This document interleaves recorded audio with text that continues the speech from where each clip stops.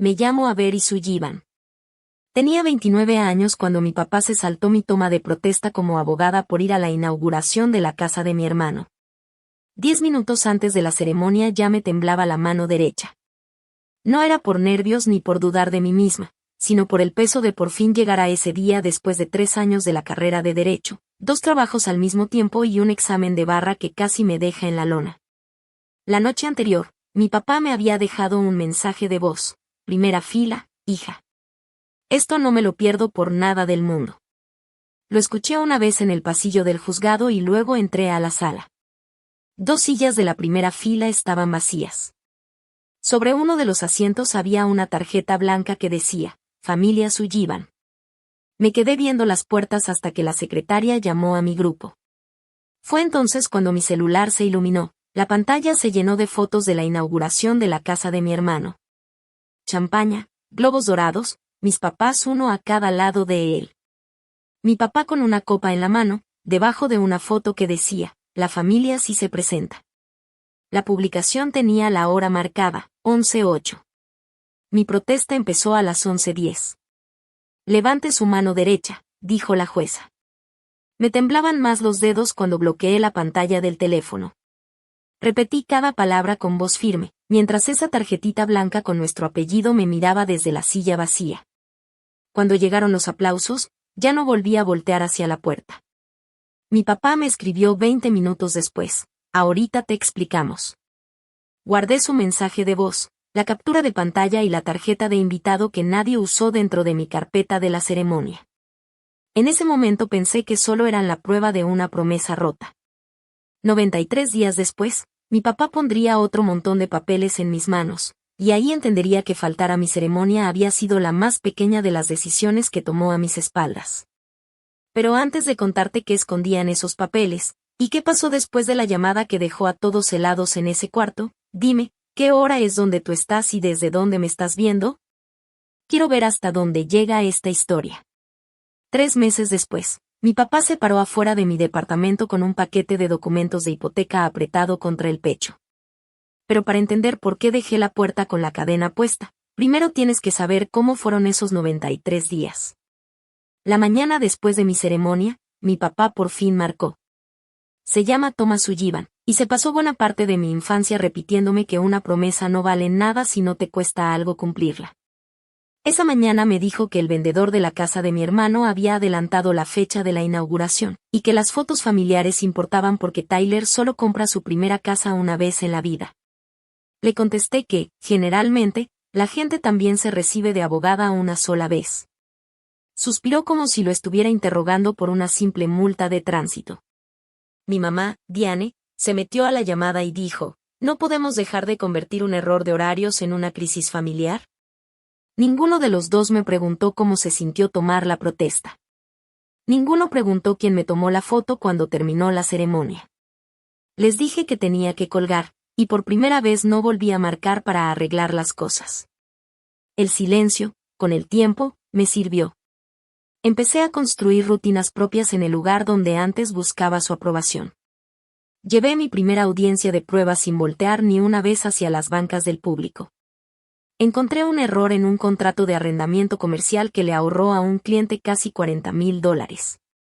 Y la socia que me supervisaba, Miriam Chen, escribió 2 palabras en mi borrador, buen instinto. La noche que recibí mi primer sueldo completo como abogada, compré una botellita de champaña. Me serví una copa en mi cocina y brindé con la licencia enmarcada que yo misma había colgado en la pared. Fue algo solitario, pero honesto. Mis papás mandaban de vez en cuando mensajes que sonaban a reporte del clima, ojalá vaya bien el trabajo. La remodelación de Tyler quedó increíble. Tu mamá te extraña. Tyler, que ya tenía 32 años, me mandó una foto de la cocina nueva y escribió, sin rencores, ¿verdad?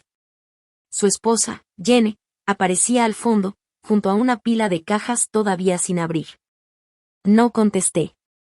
Lo curioso es que dejé de despertarme sintiéndome abandonada cada mañana. Para el 3er mes ya me sentía ocupada, capaz, y con una calma distinta por dentro. Había empezado a construirme una vida que no dependía de que nadie me eligiera. Entonces, un jueves a las 6:14 de la tarde, mientras iba de regreso a casa, el celular me vibró 7 veces. Mi papá había marcado 5 veces. Mi mamá, 2. Su mensaje llegó justo antes de que yo llegara a mi piso. Por favor, contesta. Vamos para allá. Es sobre la casa de Tyler. Tocaron la puerta 4 minutos después.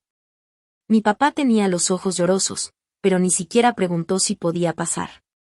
Solo dijo, tenemos 36 horas. Mi mamá empujó las 2 manos contra el espacio de la puerta entreabierta. Por favor, Avery, solo escúchanos. Casi la cierro. Pero entonces vi el logo de una financiera hipotecaria en el paquete de papeles y recordé que mi papá trabajaba medio tiempo como asesor de préstamos desde que dejó su empleo de ventas de tiempo completo. Abrí la puerta, pero me dejé la bolsa colgada en el hombro. Ellos se quedaron parados. Mi papá me explicó que Tyler no había comprado la casa con una hipoteca tradicional a 30 años. Sus ingresos y sus deudas ya existentes no le habían permitido calificar, así que el vendedor había aceptado un acuerdo de financiamiento a 90 días, con un pago final grande, tipo globo. Se suponía que Tyler iba a reemplazar ese acuerdo con un préstamo permanente antes de que se cumpliera el plazo. Ese plazo vencía el viernes. Según mi papá, el prestamista ya había dado una aprobación condicional para la hipoteca permanente, pero el analista de crédito ahora pedía una firma final de un cofirmante con mejor perfil financiero. Si no se cerraba el trato, el vendedor podía declarar el incumplimiento y empezar a quitarle la casa. Mi mamá dijo, va a perderlo todo. Yo hice la pregunta obvia, ¿y quién aceptó ser el cofirmante?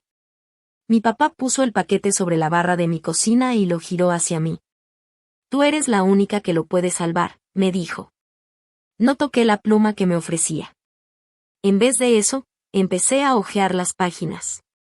La primera hoja llamaba a mi papel apoyo familiar. La segunda mostraba un pago que, si Tyler dejaba de pagar, se habría comido más de la mitad de mi sueldo neto mensual. La tercera tenía el nombre de mi despacho, mi salario, mi número de seguro social, y una dirección en la que yo ya no vivía desde la carrera de Derecho. Y luego llegué al historial de la solicitud, mi nombre aparecía junto al de Tyler, bajo un consentimiento fechado 19 días antes. La firma subía en curva por la A, caía de golpe en la S, y terminaba en una raya larga debajo de mi apellido. Se me hacía conocida, porque estaba hecha para parecerlo. Solo que no era mía. Durante varios segundos, dejé de escuchar a mis papás. Esa firma era una versión que yo había dejado de usar desde la carrera de Derecho, de cuando subrayaba el Sullivan porque me sentía orgullosa de llevar el apellido de la familia. La imitación hasta copiaba el pequeño corte donde antes se me despegaba la pluma del papel. Alguien había encontrado un documento viejo, lo había estudiado, y había practicado. ¿De dónde salió esto?, pregunté. Mi papá dijo que la preaprobación en línea no quedaba en firme si yo no firmaba esa misma noche. Pero la página certificaba que yo había autorizado una revisión de crédito y que yo había entregado la información. ¿Quién subió mi número de seguro social? Mi mamá se soltó a llorar. Mi papá dijo que Tyler estaba desesperado. Cuando volví a preguntar, terminó admitiendo que tenía guardada una carpeta escaneada de mis años de becas y créditos escolares, formularios de impuestos, un contrato de renta, mi licencia de conducir. Le había dado a Tyler justo lo que el prestamista necesitaba para ver si los números cuadraban. Mi propio padre había tratado las partes más privadas de mi vida como si fueran copias de llaves de repuesto. La firma en línea había sido suficiente para abrir mi historial crediticio y mover la solicitud a una aprobación condicional, gracias a la referencia de mi papá. Pero no alcanzaba para cerrar el trato. Ahora el prestamista quería tinta y un notario. Mi papá no había venido a pedirme un favor. Había venido porque la mentira, al final, necesitaba mi cuerpo presente en ese cuarto. Tomé el teléfono y marqué el número que venía impreso en la portada del documento del prestamista. Mi papá estiró el brazo sobre la barra. Avery, espera.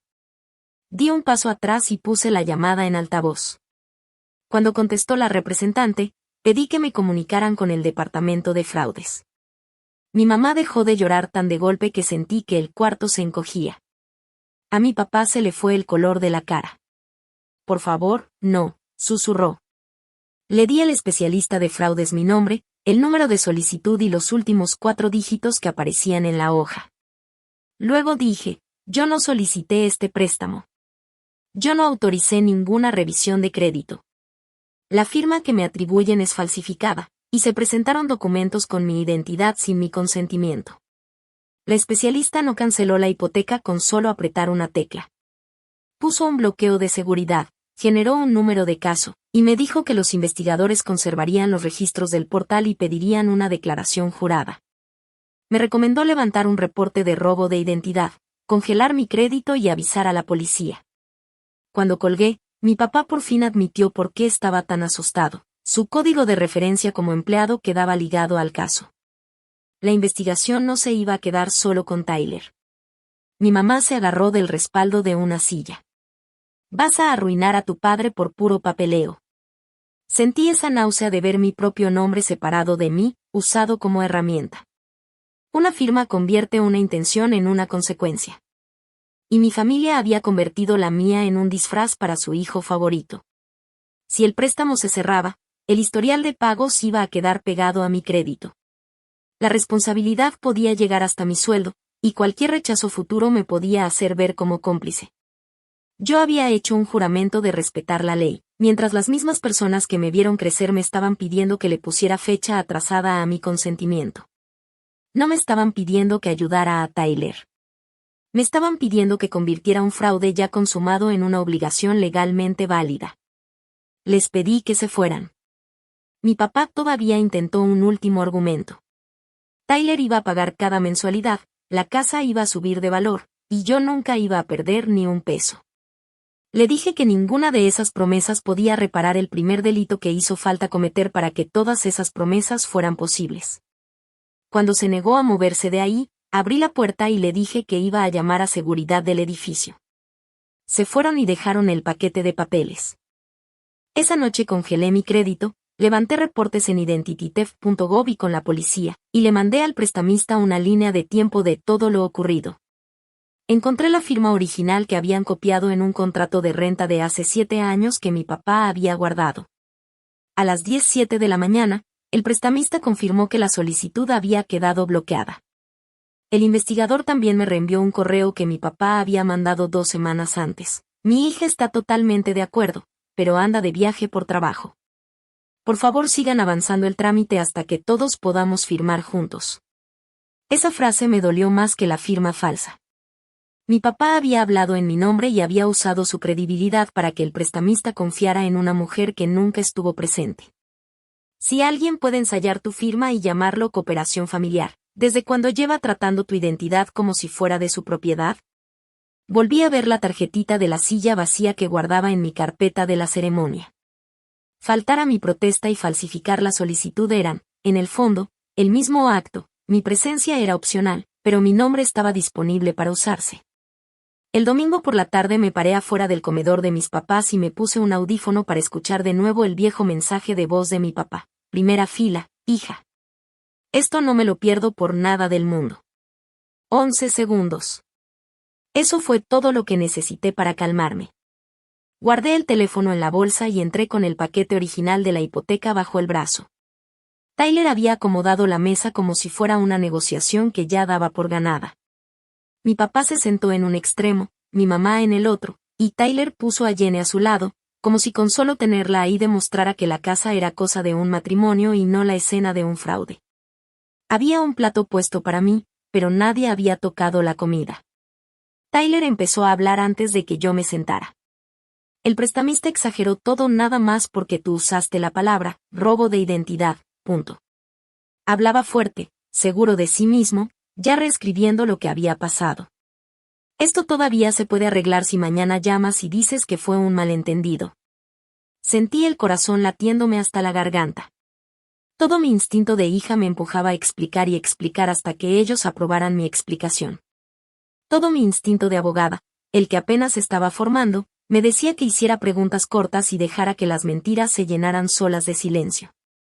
¿Tú firmaste con mi nombre?, le pregunté. Tyler volteó a ver a mi papá. Mi papá volteó a ver a mi mamá. Jenny los miró a los tres. Tyler finalmente dijo que había sido una solicitud electrónica. Esa no era mi pregunta. Su silla rechinó hacia atrás. Usé la firma vieja para no perder la tasa de interés, dijo mi papá. Pensé que ibas a entender en cuanto vieras el riesgo que corría tu hermano. Ahí estaba. No había arrepentimiento, solo fastidio porque mi consentimiento había llegado tarde y le había arruinado el plan. Jenny volteó despacio hacia Tyler. Tú me dijiste que Avery ya había aceptado. Tyler le contestó que no se pusiera dramática. Ese fue el momento en que la alianza en esa mesa se rompió. Abrí el paquete y puse 4 cosas frente a ellos: la solicitud en disputa, el comprobante de mi reporte policial, el correo que mi papá le mandó al prestamista, y el contrato de renta viejo, de mis años de la carrera, de donde habían copiado la firma. No llevé la captura de pantalla de la inauguración de la casa. No necesitaba probar que me habían herido. Necesitaba que vieran que cada mentira tenía un documento pegado detrás. Mi papá se levantó tan rápido que tiró su vaso. «Levantaste un reporte policial contra tu propio hermano», exigió saber. «Levanté un reporte por el robo de mi identidad», le contesté. Golpeó la mesa con la mano. «Estás destruyendo a esta familia por un tecnicismo». Mi mamá se soltó a llorar y señaló a Jenny. «Mira lo que le estás haciendo a su matrimonio». Tyler estiró el brazo por encima de la mesa e intentó arrebatarme la solicitud. Alcancé la carpeta primero y di un paso atrás. Jenny también se levantó. «No la toques», le dijo a Tyler. A Tyler se le cambió la cara. Me dijo que siempre había estado celosa porque a él nuestros papás siempre le celebraban más sus logros. Dijo que mi nuevo título me había vuelto una persona fría. Entonces mi papá sacó la amenaza que se había estado guardando: si esa casa entra en incumplimiento, tu hermano queda arruinado económicamente. Van a investigar mi trabajo, y tu mamá nunca te lo va a perdonar. ¿De verdad vale la pena demostrar tu punto si vas a perder a toda tu familia? Saqué mi teléfono. Por un segundo, Tyler pareció pensar que iba a volver a marcarle a la policía. En vez de eso, lo puse en el centro de la mesa y le di play. La voz alegre de mi papá llenó el cuarto. «Primera fila, hija. Esto no me lo pierdo por nada del mundo». Nadie se movió. Dejé que la grabación terminara sola. Después dije: hace 3 meses, mi presencia no valía lo suficiente como para que cumplieran una promesa. Hoy sí necesitan mi presencia, porque una firma falsificada no sobrevive frente a un notario. Eso no es familia. Eso es acceso. Mi papá me dijo que no confundiera 2 problemas distintos. Le dije que nunca habían sido distintos. En la inauguración de la casa, celebraron una vida que Tyler no podía pagar. En la solicitud de la hipoteca, me asignaron el riesgo de esa vida sin siquiera preguntarme. Mi mamá insistió en que me habían dado todo mientras crecía. Le contesté: entonces deberían saber que criar a una hija no les da derecho a comprar su identidad de adulta. Tyler me llamó egoísta. Jenny le preguntó cuánta otra deuda más le había ocultado. Él se negó a contestar. Ella volteó a verme y me preguntó si el pago mensual que aparecía en el paquete era real. Le dije que sí. Se le quedó la cara congelada. Mi papá empujó hacia mí una hoja de firma en blanco. «Ya basta. Fírmala, y mañana empezamos a arreglar esta familia». La pluma rodó hasta tocarme la muñeca. Miré la cifra del pago, la dirección vieja, y la certificación falsa. Y entonces pensé en mi mano temblando en el juzgado, esa misma mano que levanté mientras sus sillas seguían vacías. Esta vez no tembló. Empujé la hoja de regreso y dije: no. Mi mamá hizo un sonido como si le hubiera dado una cachetada. Tyler soltó una grosería y avanzó hacia mí, pero Jenny se metió entre los dos. Mi papá dijo: si sales por esa puerta, no esperes volver a ser parte de esta familia. Me acomodé el paquete bajo el brazo. Puede que esa sea la primera consecuencia honesta que alguien menciona esta noche, le contesté. Y salí de ahí mientras la promesa de mi papá seguía visible en la pantalla, entre los dos. Decir no me tomó un segundo. Sostenerlo me tomó 3 semanas. Para el lunes, ya había 12 parientes metidos en un grupo de chat llamado Salvemos la casa de Tyler. Les habían dicho que yo había prometido ser cofirmante y que después me había echado para atrás por puro rencor. Mi tía me llamó cruel. Mi mamá me mandó fotos de la infancia de Tyler y me advirtió que a mi papá le podía dar un infarto. Tyler cambiaba de táctica cada hora: disculpa, oferta, amenaza. A medianoche me escribió: no eres la única que sabe usar la ley a su favor. La presión me perseguía a todos lados. Me marcaban números desconocidos justo durante juntas con clientes. Parientes se metían a comentar en las publicaciones públicas de mi despacho, hasta que el equipo de mercadotecnia los bloqueó. Mi papá me dejaba mensajes de voz describiendo, peso por peso, las multas por incumplimiento, como si la aritmética pudiera fabricar un consentimiento. Empecé a traer el teléfono en silencio, pero de todos modos revisaba la pantalla cada vez que se iluminaba. Cada nombre traía el mismo mensaje: la emergencia de Tyler era de dominio público, el robo de mi identidad era solo una molestia. Por primera vez desde mi protesta, me sentí tan aislada que empecé a dudar de mí misma. Leía un mensaje, ponía el teléfono boca abajo, y aún así lo seguía escuchando con mi propia voz en la cabeza. Tal vez firmar acabaría con todo esto. Tal vez podía exigir un acuerdo de indemnización. Tal vez Tyler de verdad iba a pagar. Esa era la parte seductora de la presión familiar. No necesitaba demostrar que tenían la razón. Solo necesitaba que resistirme cansara más que rendirme. Una noche hasta llegué a escribir una lista de condiciones bajo las cuales tal vez firmaría. Después la volví a leer, pero ya no como hija asustada, sino como abogada. Ningún acuerdo de indemnización podía borrar una solicitud falsificada. Ninguna promesa familiar me iba a proteger si Tyler dejaba de pagar. Cada supuesta protección que se me ocurría partía de que la misma gente que había robado mi firma, de repente, sí iba a respetar otro papel. Borré la lista. El caso también amenazaba la vida que apenas estaba empezando a construir. Una acusación confusa relacionada con una hipoteca podía levantar dudas sobre mis finanzas y mi criterio profesional. Antes de que la versión de alguien más llegara a mi despacho, yo misma le llevé a Miriam el reporte policial, el número de caso y la solicitud falsificada. Se me secó la boca cuando le expliqué lo del código de referencia de mi papá. Miriam me preguntó si ya había congelado mi crédito, si tenía un abogado propio, y si me sentía segura. Nuestro comité de ética dejó documentado que yo reporté el fraude de inmediato y que no representaba a ninguna de las personas involucradas. Mi carrera no se vino abajo, precisamente porque dije la verdad a tiempo. El proceso avanzó despacio: una declaración jurada ante notario, una entrevista con el investigador, identificación, muestras de firma, y el contrato de renta viejo. Los registros digitales conectaron la solicitud con la conexión de Internet de Tyler y con el portal de referencias de mi papá.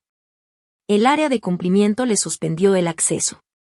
18 días hábiles después de mi llamada, el prestamista retiró la aprobación condicional, quitó la consulta de mi historial crediticio, y le notificó a la financiera donde trabajaba mi papá. Nada de eso se sintió como una victoria. Cada mañana traía una nueva exigencia de demostrar que yo no había hecho algo que se cometió a mi nombre. Mi papá intentó frenar el proceso con una declaración donde alegaba que había malentendido una conversación verbal conmigo. El investigador le pidió la fecha y la comparó con mi agenda de trabajo y con los propios mensajes de mi papá. Su corrección solo creó otra inconsistencia, en lugar de una salida. Por primera vez, esa costumbre suya de hablar por mí había dejado un registro que él ya no podía controlar. 3 prestamistas de repuesto rechazaron a Tyler.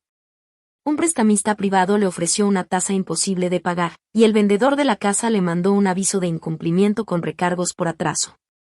Tyler lo publicó en el chat familiar: esto lo hizo Avery. Le respondí con la certificación falsificada, el correo de mi papá y el reconocimiento del fraude. Yo nunca acepté esta deuda. No contacten a mi trabajo. Cualquier comunicación de ahora en adelante pasa por mi abogado. Y salí del chat. Mi mamá ignoró ese límite. 2 días después se apareció en el lobby de mi despacho cargando los papeles finales de cierre. Frente a la recepcionista, se hincó y dijo: por favor, no me hagas ver a mi hijo quedarse sin casa. Todo mi cuerpo se puso caliente de coraje. Ya no era un ruego privado, era una actuación pensada para convertir mi lugar de trabajo en un jurado. Le pedí que se levantara. Me agarró de la manga y me susurró que las buenas hijas protegen a sus padres. Miriam salió del elevador, se puso a mi lado y le dijo a mi mamá que se tenía que retirar. Como se negó, seguridad la sacó del edificio. Esa noche, mi mamá le contó a la familia que yo había mandado guardias contra ella. Se le olvidó mencionar que traía el paquete de la hipoteca en las manos. Jenny fue la primera de la familia que respetó el límite que puse. Nos vimos en una biblioteca pública, donde me enseñó mensajes en los que decían que mi consentimiento ya estaba resuelto desde antes de la inauguración de la casa. Ahí salieron otras cosas: 2 tarjetas de crédito a su límite y un préstamo personal escondido. Tyler necesitaba que la casa se viera exitosa el tiempo suficiente para poder pedir prestado otra vez, me dijo Jenny. Yo pensé que tus papás nos estaban ayudando. No sabía que te estaban usando a ti.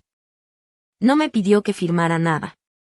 Me pidió la página falsificada para que su abogado de divorcio pudiera evaluar su propio riesgo.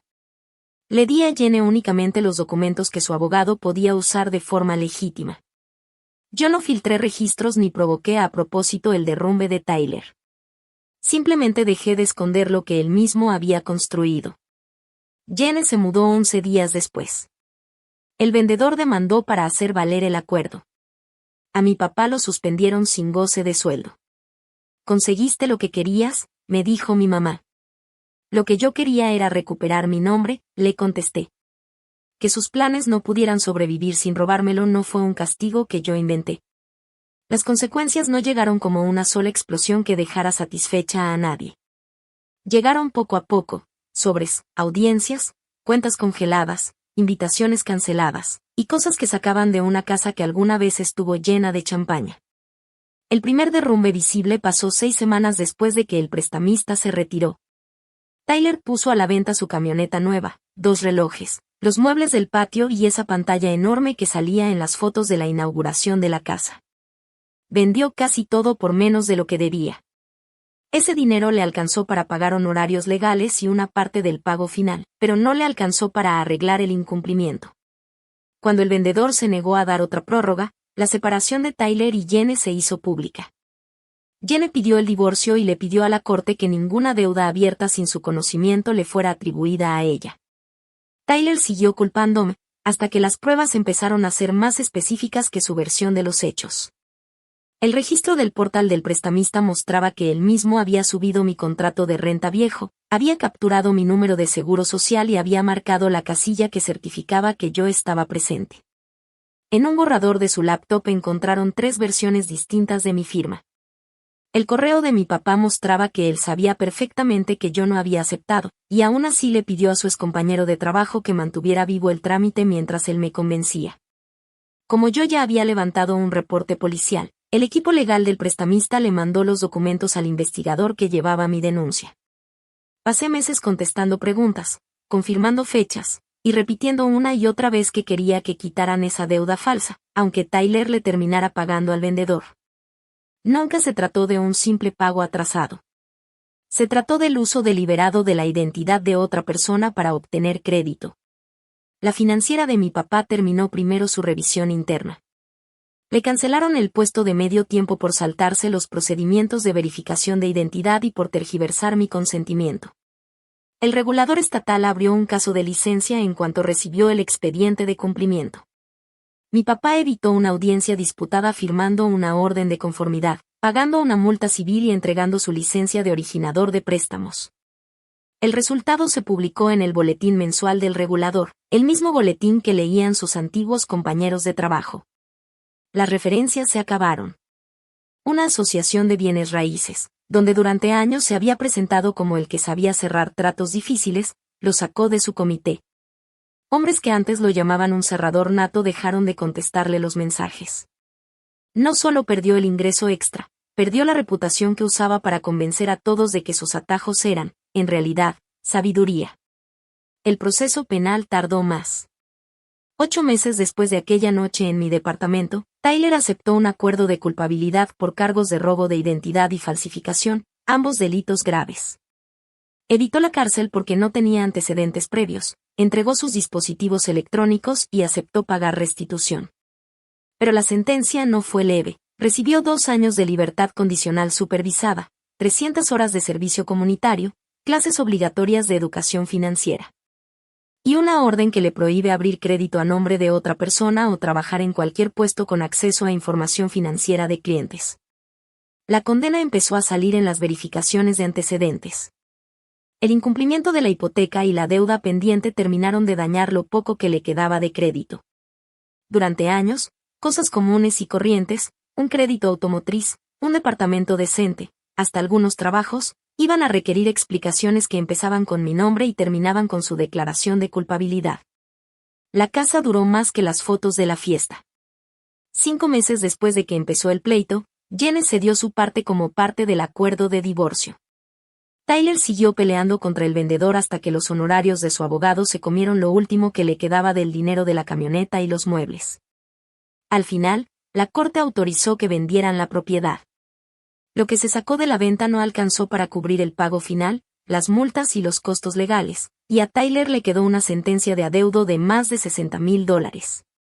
El día de la mudanza, un vecino publicó una foto que me llegó a través de una prima, Tyler cargando un colchón, pasando por los mismos escalones donde mi papá había levantado su copa de champaña. El listón dorado de la inauguración ya no estaba. Solo quedaba una franja más clara en el ladrillo, donde la cinta había protegido el color del sol. Tyler se fue a vivir a un cuarto rentado arriba de una farmacia de descuento, porque la mayoría de los edificios de departamentos más grandes le rechazaban la solicitud. Consiguió trabajo de turno nocturno en una bodega, después de que 2 empresas de oficina le retiraran la oferta al revisar sus antecedentes. El divorcio de Jenny se hizo definitivo poco después. Ella publicó un solo mensaje para los amigos que compartían con Tyler, sin usar nada de mis documentos privados. Se había ido porque Tyler falsificó la identidad de un familiar, mintió sobre sus finanzas. Y esperaba que su esposa lo ayudara a ocultarlo. No me llamó heroína. Simplemente puso nombre a lo que él había hecho. Varios amigos que habían brindado por él en la inauguración de la casa dejaron de invitarlo a salir. Toda esa vida social construida sobre la imagen del éxito desapareció junto con la casa.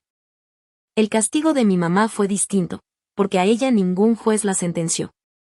Se había pasado semanas hablándoles a los parientes, diciendo que yo había roto una promesa.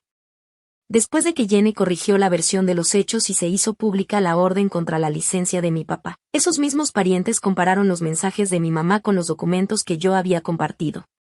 Mi tía le exigió una disculpa por haberla usado para presionarme. 2 primos le pidieron a mi mamá que les devolviera el dinero que habían donado para salvar a Tyler de la traición de último momento de Avery. Ella ya se había gastado parte en el abogado de Tyler, así que tuvo que vender joyas para pagarles. La familia la quitó como organizadora de la reunión anual. Dejaron de invitarla al Día de Acción de Gracias. Hasta la hermana que más la había defendido le dijo: «Tú no nos pediste que ayudáramos a Tyler. Nos pediste que ayudáramos a castigar a Avery por haberlo descubierto». Mi mamá había protegido tanto al hijo consentido que, al final, todos vieron con claridad a la hija que había estado dispuesta a sacrificar. La pérdida del ingreso de mi papá y el costo de la defensa de Tyler obligaron a mis papás a vender su casa rodante de vacaciones y a refinanciar su propia casa a una tasa mucho peor. Mi mamá consiguió un trabajo de medio tiempo en una oficina de facturación médica, después de años de burlarse de mis largas jornadas laborales como si fueran prueba de que yo le daba demasiada importancia a la ambición. Mi papá cooperó con los investigadores para no terminar acosado, pero esa cooperación acabó con su relación con Tyler. Tyler lo culpó por haber entregado el rastro de correos. Mi papá culpó a Tyler por haber copiado la firma tan mal. Empezaron a pelearse entre ellos por saber quién había convertido una solución familiar temporal en un delito grave. Ninguna de sus versiones incluía mi consentimiento. Vi a Tyler una sola vez, en la audiencia de sentencia. Se veía más pequeño sin la casa, sin la camioneta, sin mis papás parados detrás de él. En el pasillo me preguntó: ¿ya estás contenta? Por un instante, la Avery de antes quiso suavizar la respuesta para que él no me odiara. Pero entonces recordé lo cuidadoso que había sido copiando la firma de mi contrato de renta. No, le dije. Ahora estoy a salvo. Ese fue el primer momento en que me permití sentir que la justicia, por fin, se había hecho. No me alegraba su crédito arruinado ni la sanción pública de mi papá. Sentí alivio, nada más, de que el costo por fin les había caído a quienes lo habían provocado, en lugar de seguir cayéndome a mí. Meses antes, había abierto una champaña yo sola, porque nadie llegó a celebrar mi licencia. La tarde que el prestamista me mandó la confirmación final de que mi identidad había quedado limpia del expediente de la hipoteca, abrí otra botellita. Miriam llegó con comida para llevar y 2 vasos de plástico. No brindamos por la condena de Tyler ni por la casa perdida. Brindamos por el reporte de crédito limpio en mi laptop y por el hecho de que mi historial profesional seguía intacto. Su derrumbe no fue mi victoria. Mi negativa a derrumbarme junto con ellos, esa sí lo fue. Un año después de mi protesta, volví a ese mismo juzgado, pero como voluntaria, para el siguiente grupo de abogados nuevos. Me paré cerca del podio repartiendo carpetas de ceremonia, y vi a los aspirantes buscar entre el público a la gente que les había prometido llegar. Esta vez, una silla de la primera fila tenía una tarjeta que decía, invitada de Avery Sullivan. Miriam estaba sentada justo detrás de esa tarjeta, y levantó uno de esos mismos vasos de plástico de champaña que habíamos guardado como broma. Me reí bajito, justo antes de que la secretaria llamara al orden. Mis papás todavía me dejaban uno que otro mensaje de voz. Mi papá hablaba de perdón, sin nunca decir qué era exactamente lo que había hecho. Mi mamá hablaba de familia, sin mencionar a los parientes que ya no confiaban en ella. Tyler mandó una sola carta, a través de su consejero de libertad condicional. Admitió que lo de la firma había sido idea suya, pero de todos modos seguía describiendo la casa como algo que yo pude haber salvado. No le contesté. Una disculpa que sigue defendiendo el privilegio del que se disculpa no es más que una exigencia dicha en voz baja. Esa tarde, ya de vuelta en mi oficina, acepté un caso pro bono para una mujer a quien su expareja le había abierto crédito a su nombre.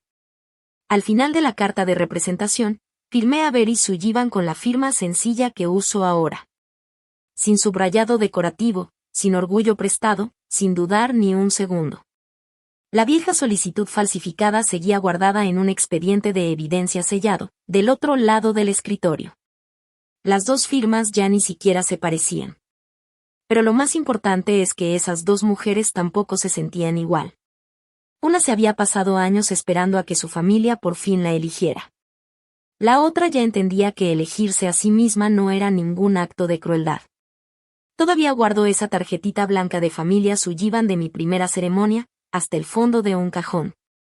No la tengo a la vista como si fuera una herida abierta, pero tampoco la tiro a la basura como si ese día nunca hubiera pasado.